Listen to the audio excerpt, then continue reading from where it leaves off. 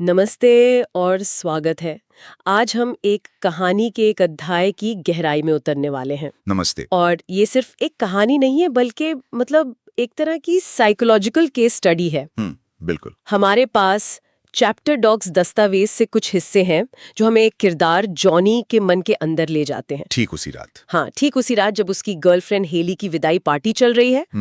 तो आज हमारा मकसद सिर्फ ये नहीं है कि क्या हुआ, बल्कि ये समझना है कि कोई इंसान खुद को पीड़ित दिखाकर अपने सबसे बुरे कामों को कैसे सही ठहरा सकता है। ये एक बहुत दिलचस्प पॉइंट है, क्योंकि ये अध्याय बेवफाई के बारे में उतना नहीं है जितना कि सेल्फ डिसेप्शन यानी आत्म धोखे की कला के बारे में। अच्छा। हम उन तर्कों की चीरफाड़ करेंगे जो जॉनी अपने दिमाग में बनाता है।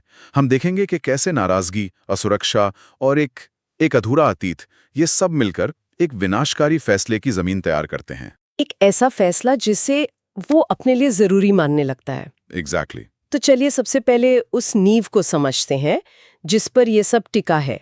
मतलब जॉनी का खुद को एक पीड़ित के रूप में देखना। हाँ।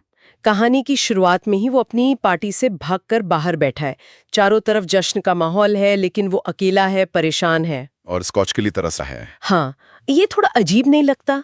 पार्टी उसी की गर्लफ्रेंड के लिए है, पर वो ऐसे बर्ताव कर रहा है जैसे वो कोई सताया हुआ मेहमान हो। ये सिर्फ अजीब नहीं है, ये उसकी पूरी मानसिकता का पहला सुराग है। वो पार्टी के शोर को, जैसे लोगों की हंसी, म्यूजिक, कांच टूटने की आवाज, इन सबको एक पर्सनल अटैक की तरह महसूस कर रहा है। अच्छा। असल में ये जो भारी शोर है वो उसके अंदर के इमोशनल तूफान का ही एक रिफ्लेक्शन है। मतलब कांच का टूटना सिर्फ कांच का टूटना नहीं है। नहीं, उसके लिए वो अपने रिश्ते के टूटने का, अपनी दुनिया के बिखरने का साउंड ट्रैक है।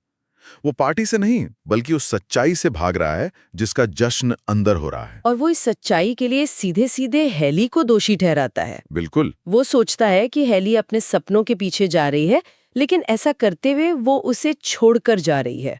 वो मन ही मन में हिसाब लगाता है कि अगर मैं हेली की जगह होता तो मैं ऐसा कभी नहीं करता। पर क्या वो खुद से पूरी तरह ईमानदार है?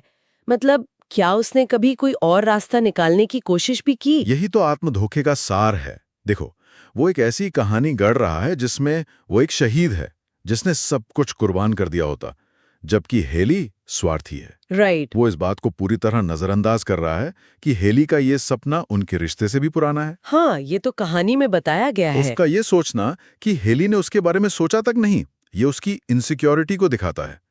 उसे लग रहा है कि रिश्ते पर से उसका कंट्रोल खत्म हो रहा है। और इस कंट्रोल के खोने के एहसास को वो अन्याय का नाम दे रहा है। एग्जैक्टली। और यही गुस्सा, यही खुद पर तरस खाने का भाव उसके अगले कदमों के लिए फ्यूल का काम करेगा। तो इस विक्टिम वाली मानसिकता को बनाए रखने के लिए उसे हेली की अहमियत को भी कम करना होगा, है ना? बिल्कुल। उसको हेली की वैल्यू घटानी पड़ेगी। और यहीं पर वो भाषा आती है जो किसी भी रिश्ते के लिए बहुत खतरनाक है। वो हेली को अपनी पर्सनल स्लट कहता है, जिसने उसकी यौन भूख को शांत किया। ये शब्द, ये सिर्फ बुरे नहीं है, ये एक रणनीति का हिस्सा लगते हैं। आप बिल्कुल सही जगह पर पहुंची हैं। ये भाषा डीह्यूमनाइजेशन का, मतलब किसी को इंसान से कम समझने का एक बहुत शक्तिशाली टूल है। अच्छा। जब वो हेली को एक पर्सनल स्लट के रूप में देखता है तो वो उसे एक पार्टनर के बजाय एक सर्विस प्रोवाइडर की तरह देख रहा है। मतलब वो उसकी पूरी पहचान, उसके सपने, उसकी अपनी मर्जी, सब कुछ छीन रहा है। हाँ, और उसे सिर्फ एक काम तक सीमित कर रहा है जो वो उसके लिए करती थी।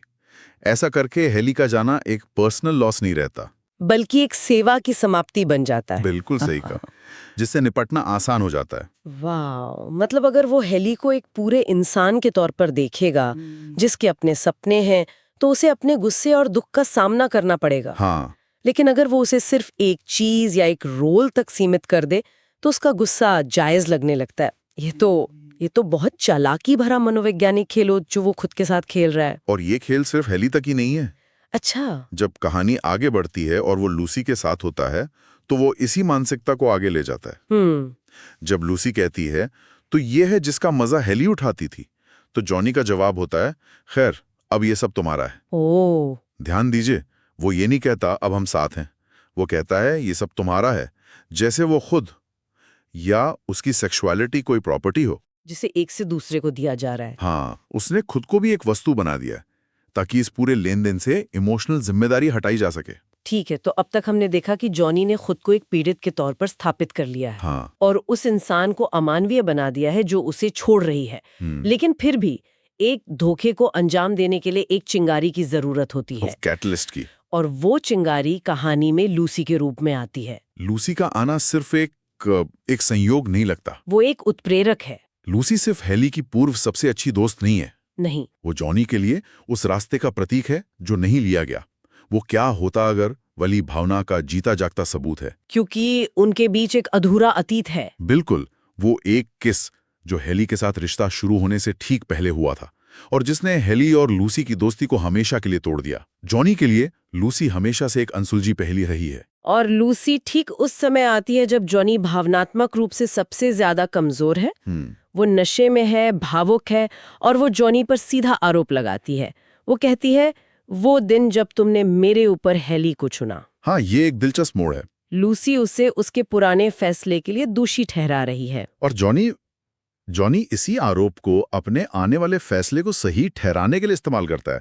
ये बहुत विडंबनापूर्ण है। कैसे? लूसी का दर्द और उसके आंसू जॉनी के लिए हमदर्दी का कारण नहीं बनते, बल्कि एक मौका बन जाते हैं। ओह! जब लूसी रोते हुए कहती है वो तो तुम्हें छोड़कर जा रही है, तो ये जॉनी के पीड़ित होने की कहानी पर मोहर लगा देती है।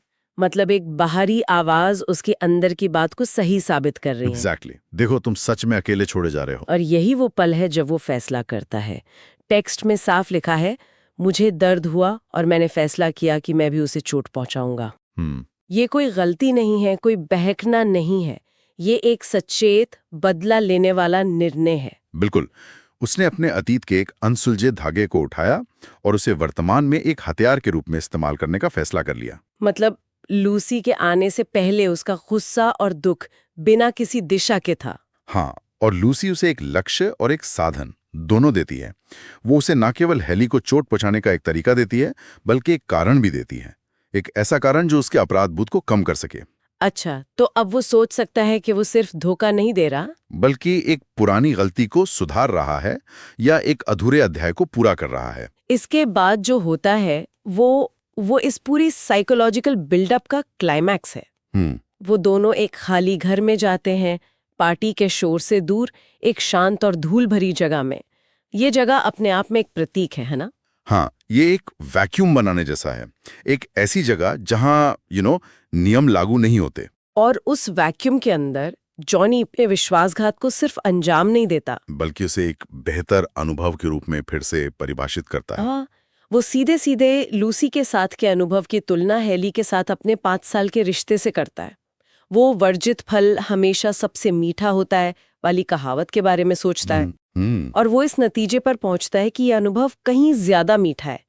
ये हिस्सा मुझे सबसे ज्यादा परेशान करता है। क्यों? क्योंकि ये सिर्फ शारीरिक बेवफाई नहीं है, ये एक भावनात्मक और ऐतिहासिक विश्वासघात है। वो अपने शेयर्ड पास्ट को, अपनी यादों को जानबूझकर मिटा रहा है और उसे कमतर आंक रहा है। ऐसा क्यों?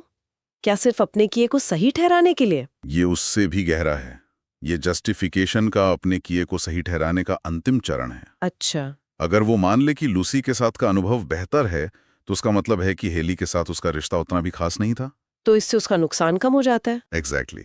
ये ऐसा है जैसे कोई अपनी पुरानी कार के चोरी हो जाने पर कहे, चलो अच्छा ही हुआ, मुझे वैसे भी नई कार खरीदनी थी। हाँ हाँ, सही है। वो अपने नुकसान की कीमत को कम करके अपने दर्द को कंट्रोल करने की कोशिश कर रहा है। ये एक बहुत शक्तिशाली साइकोलॉजिकल डिफेंस मैकेनिज्म है। वो अपनी कहानी को फिर से लिख रहा है, जिसमें वो एक धोखेबाज नहीं, बल्कि एक बेहतर चीज की खोज करने वाला खोज करता है। बिल्कुल। तो अगर हम इन सभी टुकड़ों को एक साथ जोड़ें तो तस्वीर बहुत साफ हो जाती है। ये एक ऐसे व्यक्ति की कहानी है जो बदलाव और कंट्रोल खोने के डर का सामना नहीं कर पाता। सही बात है। इसलिए वो एक पूरी मानसिक कहानी बनाता है जिसमें वो नायक है, या कम से कम एक ट्रैजिक हीरो है जिसे अन्यायपूर्ण तरीके से छोड़ दिया गया है। और उस कहानी को सच साबित करने के लिए वो हर चीज का इस्तेमाल करता है, अपनी नाराजगी, अपने पुराने आकर्षण और यहाँ तक कि दूसरे इंसान के दर्द का भी। तो पार्टी से भागने की उसकी जो शुरुआती इच्छा थी, वो अंत में अपनी जिम्मेदारी और अपने रिश्ते की हकीकत से पूरी तरह भाग जाने में बदल जाती है।